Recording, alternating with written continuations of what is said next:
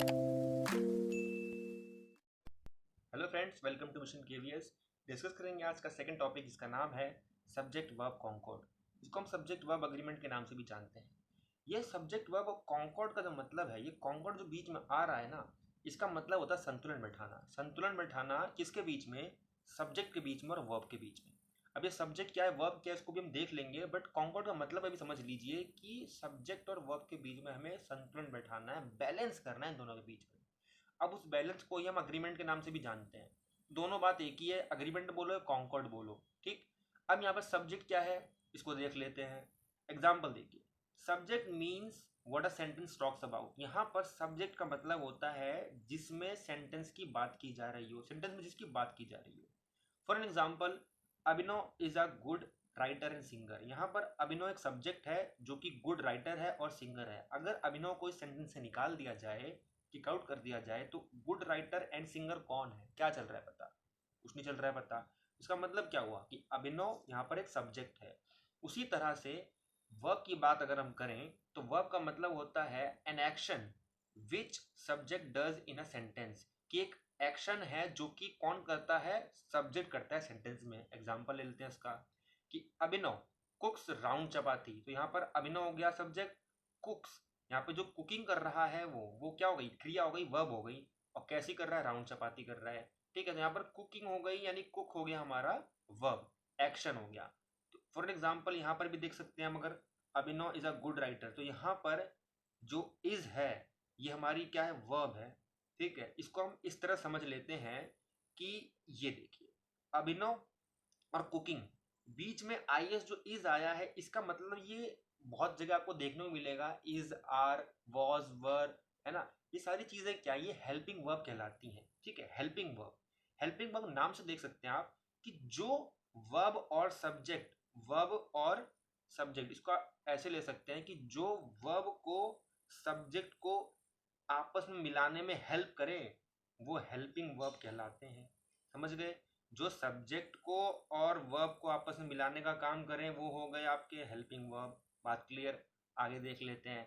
आगे क्या होता है इन दोनों के बीच में जो अग्रीमेंट हुआ है वो क्या है। अग्रीमेंट तो समझ लें पहले हम।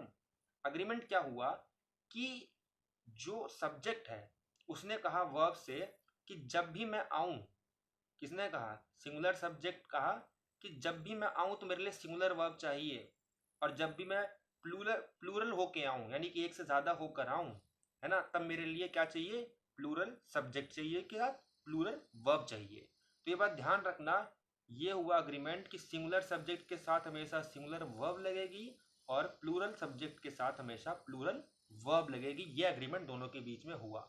आगे देख लेंगे इसके बाद क्या कैसी चीजें चलती है और कैसे इनमें अग्रीमेंट हुआ और क्या क्या अग्रीमेंट हुआ, वो देखेंगे हम। यहाँ पर हम देखेंगे एक फोटो, इसमें आप समझ जाएंगे first person, second person, third person, जो कि बहुत इंपॉर्टेंट होती है हमारी एसवीएस, सब्जेक्ट वर्ब कॉन्कॉर्ड या सब्जेक्ट वर्ब अग्रीमेंट में। ये समझ गए तो पूरा खेल यहाँ पर आपका 50% डन हो जाएगा। क्या है इसमें, I am talking to you about him. अब यहाँ पर फर्स्ट पर्सन देखो, फर्स्ट पर्सन ये है जो बात कर रही है, ठीक है। जो बात कर रही है वो फर्स्ट पर्सन हो गई, यानी I is a first person here. I am talking to you, और जिससे बात कर रही है वो सेकंड पर्सन हो गया, ठीक। और जिसके बारे में बात की जा रही, जो वहां पर उपस्थित नहीं है, वो यहाँ पर एब्सेंट है, वो हो गया थर्ड पर्सन। समझे? फर्स्ट पर्सन कौन, जो बात कर रहा है, सेकंड पर्सन कौन, जिससे वो बात कर रहा है, और थर्ड पर्सन कौन, जिसके बारे में बात की जा रही है। ये तो फर्स्ट, सेकंड, थर्ड, ये आप समझ लें इसको अच्छे से। दोबारा समझ लें इसको। आपने वो बहुत वीडियो गेम देखे होंगे जिसमें केवल गन दिखती है और केवल उसके ग्लव्स दिखते हैं, तो क्या है, वो फर्स्ट पर्सन है, एफपीपी मोड है ना, फर्स्ट पर्सन होता है वो। तो उसी तरह समझें, जब भी आप उस चीज में इन्वॉल्व हो, आप ही हो फर्स्ट, तो हम हमेशा कहेंगे वो फर्स्ट पर्सन है। जिससे आप बात कर रहे हैं, जो आपकी बातें सुन रहा है, वो सेकंड पर्सन होगा।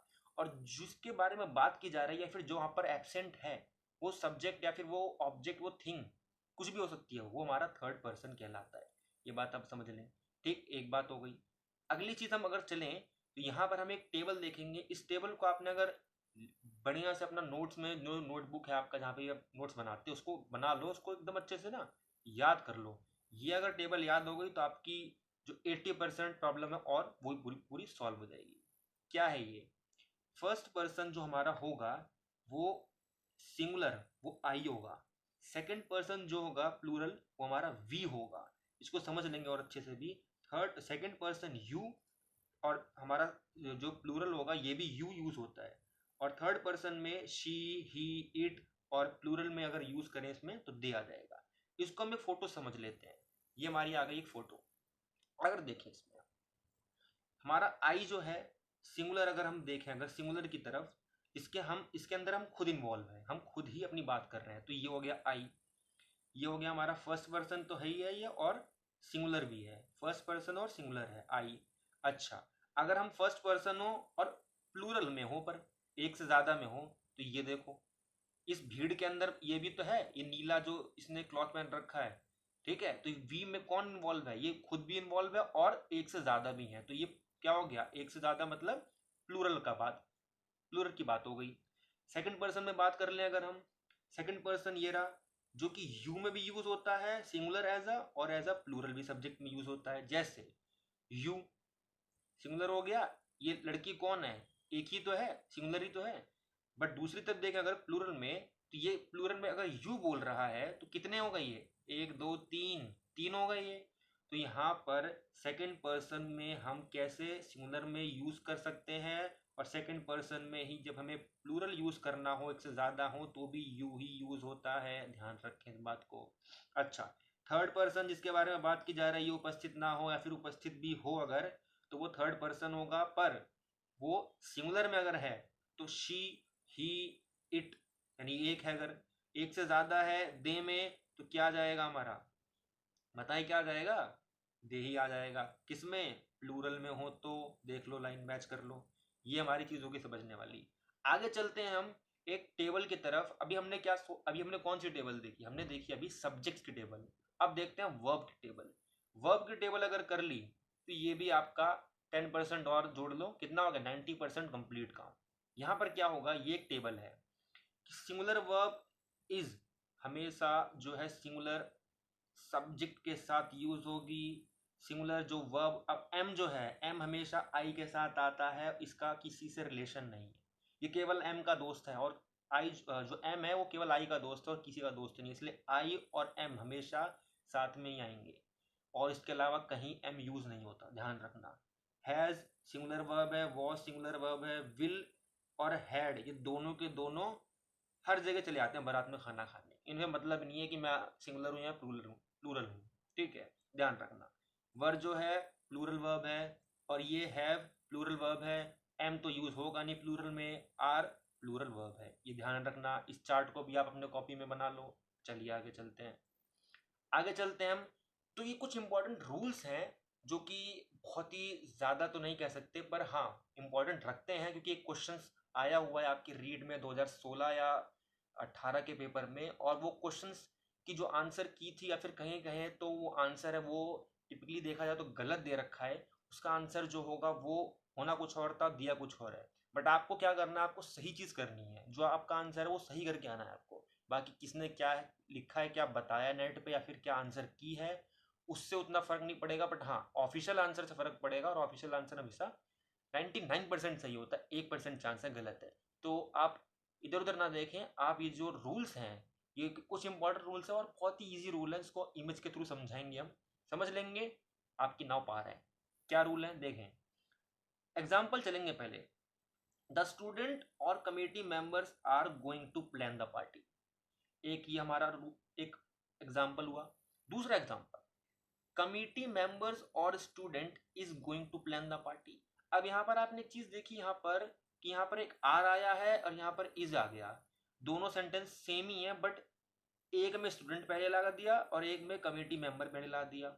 उसके बाद एक में कमेटी मेंबर पहले आ गया, एक में स्टूडेंट बाद में आ गया। तो ये इज और आर कैसे चेंज हो गया, इसको हम ऐसे समझ लेते हैं। जब भी सेंटेंस में कंपाउंड सब्जेक्ट्स आ जाएं, अब कंपाउंड सब्जेक्ट्स क्या हैं? कंपाउंड सब्जेक्ट का मतलब, पेन कहाँ चली गई भाई, आ जा पेन, पेन आ गई। कंपाउंड सब्जेक्ट, ये हमारा कंपाउंड सब्जेक्ट, ये दो सब्जेक्ट, यानी कि जब एक सेंटेंस में दो सब्जेक्ट आ जाए उसे हम कंपाउंड सब्जेक्ट कहते हैं, ठीक। जब भी कंपाउंड सब्जेक्ट आ जाए और लगा हो या नॉर लगा हो और जॉइंट हो, किससे जॉइंट हो, एक प्लूरल सब्जेक्ट हो और एक दूसरा सिंगुलर हो, या फिर जैसा भी हो, तब वर्ब हमेशा किससे लगेगी देखते हुए, क्लोजेस्ट सब्जेक्ट जो होगा, ध्यान रखना क्लोजेस्ट। इसमें ले लो एग्जांपल, ये लो फोटो लगा देते, इसमें देख लो एग्जांपल आप, क्या है इसमें, इसमें यही तो हुआ, इसमें यही तो हुआ, इसमें जो है द स्टूडेंट, इसको इरेज करते हैं पहले आराम से देखो, द स्टूडेंट और कमेटी मेंबर्स क्लोजेस्ट है, तो कमेटी मेंबर्स क्या है, सिंगुलर है या फिर प्लूरल है, क्या है, प्लूरल है, इसलिए आर आ गया, देख लो committee member subject is closest. अगला देख लेते हैं, अगला देख लेते हैं, ये देखो इस वाले में क्या हुआ, इस वाले में कौन सा नियरेस्ट है, इस वाले में नियरेस्ट है स्टूडेंट, ये क्या है, सिंगुलर है प्लूरल है, सिंगुलर है, इसलिए आ गया इज, बात खत्म, इजी था। आगे देख लेते हैं एक और example, he writes a letter, they write a letter, दोनों में अब देखेंगे डिफरेंस कि इसमें एस आ गया राइट में, इसमें एस नहीं आया, ऐसा क्यों भाई, ऐसा इसलिए क्योंकि क्योंकि ये है हमारा प्लूरल और ये है हमारा सिंगुलर, ध्यान रखना। पढ़ लेते हैं इसको, subject and verb must agree in the number, कि भाई जैसा नंबर है, अगर ये सिंगुलर है तो वर्ब में हमेशा एस और ईएस लगता है, अगर ये प्लूरल है सब्जेक्ट तो एस और ईएस कुछ नहीं लगता, ध्यान रखेंगे चीज को। देख लेते हैं ऐसा, ये सिंगुलर है और पुटिंग एस और ईएस इन अ वर्ब, जब भी सिंगुलर हो ध्यान रखना ये अकेला ही तो खड़ा है यहाँ पर, कोई इसका साथी थोड़ी खड़ा है, यहाँ पर देख लो ये ग्रुप है, ग्रुप खड़ा है और यहाँ पर इसलिए क्या आएगा, नॉट पुटिंग, पुट नहीं करना, क्या पुट नहीं करना, एस और एस पुट नहीं करना वर्ब में, ध्यान रखना। आगे चलते हैं, आगे क्या है, टॉम एंड जेरी, भाई बड़ा मजा आता है देखने में, है ना, Tom and Jerry and Mister Bean is my favourite cartoon, Tom and Jerry and Mister Bean is my favourite cartoon, अब यहाँ पर इज आया, यहाँ पर red beans and rice is my favourite dish of my friend, अब यहाँ पर आप देखेंगे कि ये तो दो चीज है, राइस भी बीन्स भी, टॉम एंड जेरी और मिस्टर बीन दो चीज है, फिर भी इज आया है, कैसे करेंगे इसको, समझ लो इसको फिर, the verb is singular if the two subjects separated by and refers to the same person or thing, समझे, अगर अगर इसको ऐसे देख लेते हैं एग्जाम्पल के लिए, लो और लो, ये देखो, अगर रेड बीन्स लो, रेड बीन्स राइस, अगर ये दोनों चीज रेफर करती है सेम पर्सन या सेम थिंग को, ये फेवरेट डिश है मेरे दोस्त की, दोनों ही मेरी जो डिश है रेड बीन्स और राइस मेरे दोस्त की फेवरेट डिश है, मेरे दोस्त की फेवरेट डिश, तो इसका मतलब क्या हुआ, दोनों चीज एक ही तो हुई, दोनों चीज एक ही तो हुई, मेरे दोस्त को दोनों ही पसंद है, इसीलिए यहां पर आया है is, Tom and Jerry and Mister Bean is my favourite cartoon, तो दोनों ही मेरे फेवरेट कार्टून है भाई, इसीलिए तो यहाँ पर इज आ गया, ध्यान में रखें बात, जब भी एक कोई भी ऑब्जेक्ट हो या कोई भी पर्सन हो उसकी सेम दो थिंग्स लिखी हो, जैसे यहाँ पर लिखी है रेड बीन्स या राजमा या चावल, तो दोनों ही फेवरेट डिश हैं, इसीलिए यहाँ पर इज लगा, इसके लिए मेरे फ्रेंड के लिए, ध्यान रखें। आगे चलें, आगे क्या है, there are 4 boys in the class, दूसरा here is a monkey on the tree, अब यहाँ पर आर आ गया और यहाँ पर इज आ गया, सब्जेक्ट कहाँ है भाई, यहाँ पर दिख रहा है सब्जेक्ट बीच में लगा हुआ है, कैसे समझेंगे इसको, when sentences start with there और here the subject will always be placed after the verb, ध्यान रखें, जब भी यहाँ पर देयर और क्या आ जाएगा हेयर, तब भी आपको क्या ध्यान रखना है, ध्यान रखना है कि ये वर्ब जो होगी हमेशा किसको फॉलो करेगी, सब्जेक्ट को, भले वो मिडिल में लगा हो भले वो स्टार्टिंग में लगा हो, ध्यान रखें इस बात को। और इसीलिए कभी कभी क्या होता है, कंफ्यूज होते हैं लोग कि भाई हेयर तो कोई सब्जेक्ट है नहीं, देर भी कोई सब्जेक्ट है नहीं, तो क्या लगेगा, इसीलिए बीच में देखें 4 बॉयज क्या है, प्लूरल है, 4 आ इसलिए आर आ गया, ये एक मंकी है केला पकड़े हुए, सिंगुलर है इसलिए इज आ गया, खत्म बात। आगे चल देते हैं, आगे चलते हैं, camel and lion are running in the jungle, अब यहां पर देखें, अब यहां पर मत बोलना कैमल और लायन दोनों एक ही चीज है, सेम और थिंग और पर्सन की है, दोनों अलग अलग हैं, ध्यान रखना, सेपरेट है। कैमल अलग है, लायन अलग है। If two subjects are joined by and they typically require a plural verb form because they are not indicating two things from the same person or thing। जाहिर सी बात है भाई, यहाँ पर ये शेर और ये जो ऊंट है ये दोनों सेम थिंग या सेम पर्सन थोड़ी लिंक है, दोनों अलग अलग है ना। कैमल तो अलग है भाई, लिंक का ये लाइन अलग है। सेंटेंस में देखें दोनों भाई दौड़ रहे हैं जंगल में, पर दोनों चीज तो अलग अलग है ना। यहाँ पर किसी एक चीज से लिंक तो थोड़ी है। बट हाँ, ये चीज ध्यान रखना, जब भी कैमल और lion are my favourite animals, किसी की फेवरेट एनिमल जो एक पर्टिकुलर चीज या पर्टिकुलर पर्सन से वो चीज लिंक कर रही है एक साथ, तब हमारा इज आ जाता, ठीक। पर यहाँ पर दोनों चीज अलग अलग है। एक बात हो गई समझने वाली, आगे और देख लेते हैं। ये देख लीजिए भाई, every girl and boy is required to attend the extra classes, somebody is studying in the room। यहाँ पर इसका क्या मतलब हुआ? यहाँ पर तो भाई एक लड़का एक लड़की मिलके भाई दो हो गए, क्या हो गए? प्लूरल हो गए ना। फिर इज क्यों आ गया? बताते हैं क्यों आ गया, देख लो पहले। If one of the words each, every or no, nobody, everyone comes before the subject, the verb is singular। ध्यान रखना, every, anybody, no one और आपका each, no one और जो भी आपका आ जाए ऐसे वर्ड्स, each, every करके जो भी आ जाए, इन सब में सिंगुलर वर्ब लगेगी, ध्यान रखना। एवरी आ गया, every girl and boy is required to attend the class. यहाँ पर अब देख लो, somebody is studying in the room। अब somebody कोई तो भाई पढ़ रहा है रूम में, अब वो एक है, दो है, तीन है, चार है, कैसे चलेगा पता। इसीलिए somebody यहाँ पर कोई भी आ जाए ऐसा स्टार्टिंग में, ध्यान रखो, सिंगुलर वर्ब फॉर्म लगाओ और आगे चलो, खत्म बात। आगे चलते हैं। Either lion nor horse is running in the jungle. अब यहाँ पर दो फिर से चीज आ गई, फिर क्यों इज आ गया, ये भी कंफ्यूज होगे। अरे कंफ्यूज क्यों हो गए, टेंशन मत लो। देखो, ये एक लायन और ये एक हॉर्स, ठीक। अब दोनों जंगल में रनिंग कर रहे हैं, इधर लायन कर रहा है और हॉर्स कर रहा है। इसको कैसे समझेंगे? इसको समझ लेंगे एक हमारे इस सेंटेंस,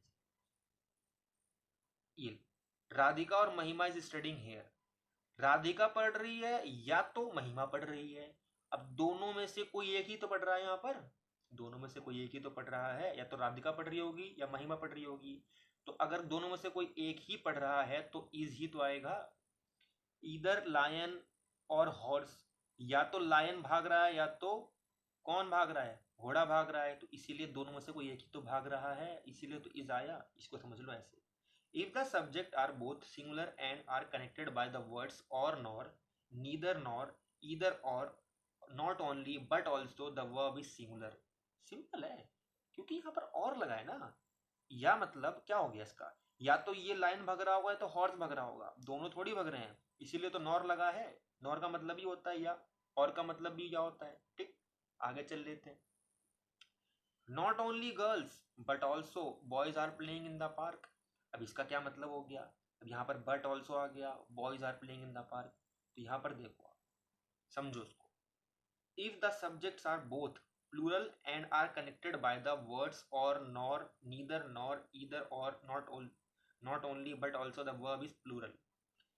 दोनों ही, अगर दोनों ही सब्जेक्ट प्लूरल में आ जाएं, दोनों ही सब्जेक्ट प्लूरल में आ जाएं, तो हमारा क्या होगा?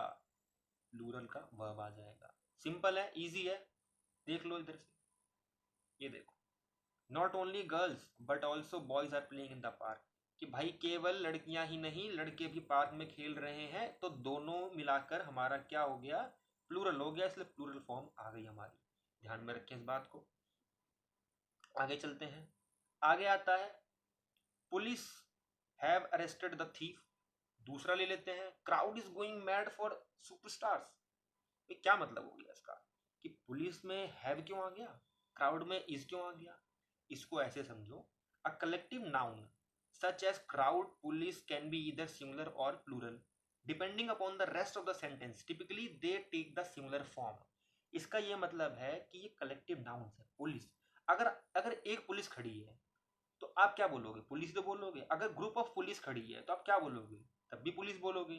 तो ये ग्रुप ऑफ जिसमें हम एक शब्द का इस्तेमाल करें बट उसको हम एक से अधिक व्यक्ति के लिए भी यूज कर सकें और एक सिंगुलर के लिए भी यूज कर सकें, उसे हम कहते हैं कलेक्टिव नाउन। जैसे पुलिस हम यूज कर रहे हैं तो यहाँ पर पुलिस मतलब एक से भी हो सकता है या बहुत से भी हो सकता है, इसे कहते हैं collective noun. Same for crowd, crowd है, अब क्राउड मतलब एक भी कोई बैठा हो तो भी हम क्राउड बोल देंगे, अगर यहाँ पर बहुत सारे बैठे तब भी हम क्राउड बोल रहे हैं। तो इसमें ये बोल रहा है कि कभी कभी क्या होता है कलेक्टिव नाउन्स जो है प्लूरल वर्ब ले लेता है तो कभी कभी सिंगुलर वर्ब ले लेता है, डिपेंड करता है कि रेस्ट ऑफ द सेंटेंस में क्या बोलना चाह रहा है या फिर क्या करवाना चाह रहा है वो, ये ध्यान रखें। ये थोड़ा घुमा देता है पर ये ध्यान रखें आप ये चीज। आगे चलेंगे हम, either the lion nor pigs have escaped from the zoo. अब यहाँ पर हैव क्यों आ गया, ये तो प्लूरल है, अब आप बोलेंगे सुन लीजिए, जो एक सेंटेंस हमारा सॉरी सेंटेंस में हमारा जो एक सब्जेक्ट है द लायन, ये सिंगुलर है, देखें ये सिंगुलर है द लायन, बट ये क्या है प्लूरल हो गया ना, इसीलिए हैव आ गया, सीधे सिंपल बात।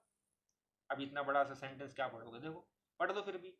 If one subject is singular and another is plural and the words are connected by the words or nor neither nor either or not only but also use the form from the subject that is nearest the word। ध्यान रखो क्या हो गया यहाँ पर, अगर कोई भी ये ऐसे नीदर नॉर और इधर लगकर आ गया, ऐसा कुछ भी लगकर आ गया, ठीक है, बट ऑल्सो यूज करके आ गया, तो हम हमेशा देखेंगे जो भी नियरेस्ट होगा वर्ब के वो अगर सिंगुलर हुआ, वो अगर सिंगुलर हुआ तो सिंगुलर लग जाएगा। अगर ये सिंगुलर होता, पिग लिखा होता केवल, तो हमारा हैज आ जाता, बट हमारा पिग्स लिखा है इसलिए हमारा हैव आ गया।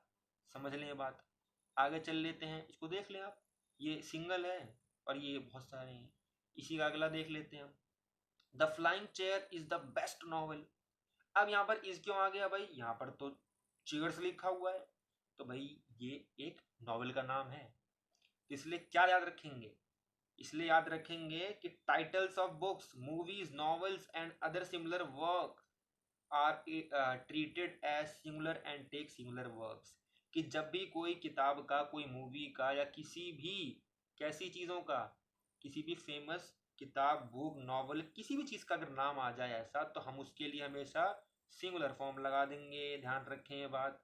अगला चल लेते हैं, अगला क्या है, where are pieces of breads. अब यहाँ पर आर आ गया, भाई ये वेयर तो सब्जेक्ट है नहीं, सब्जेक्ट क्या है यहाँ पर, पीसेज है। मैंने कहा था कि सब्जेक्ट कभी बीच में भी आ सकता है, ध्यान रखना। और जब भी वेयर, वॉट, ऐसे डब्लू फैमिली आ जाए ना, क्वेश्चन वाली फैमिली आ जाए, तो ध्यान रखना कि ये जो ये डब्लू फैमिली है ना, इसके बाद ही हमारा वर्ब लगेगा और उसके बाद ही हमारा क्या मिलेगा, सब्जेक्ट मिलेगा।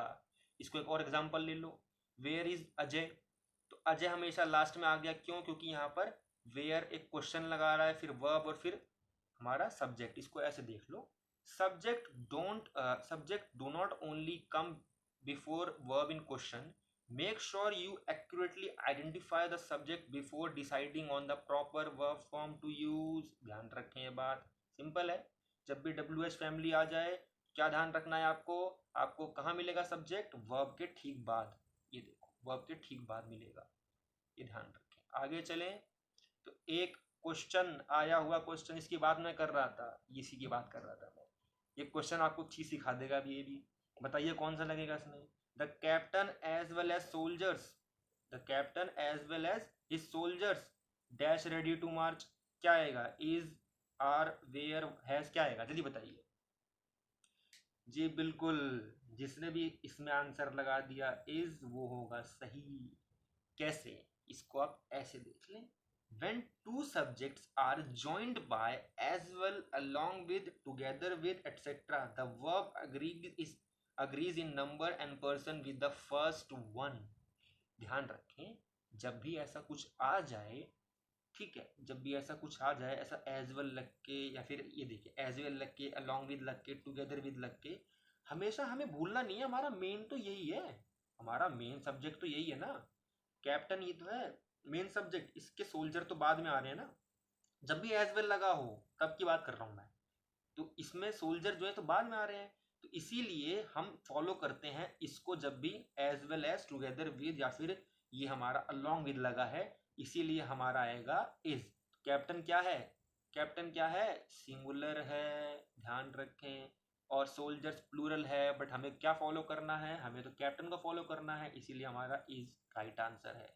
वैसे बहुत जगह नेट पे भी आप देखेंगे आर मिलेगा आपको, जो कि रॉन्ग है, ये ध्यान रखें, ये गलत है।